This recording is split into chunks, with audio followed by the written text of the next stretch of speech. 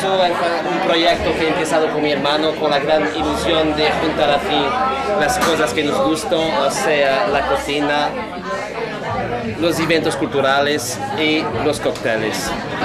¿Cómo hacer un buen mojito?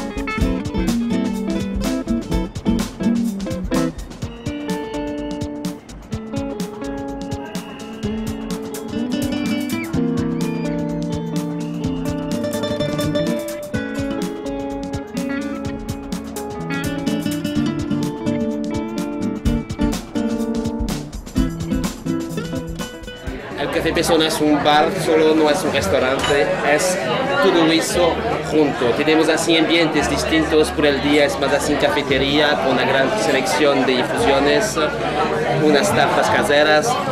Por fin en la noche es más así especialidades portuguesas servidas en tapas y por la noche la parte de los cócteles.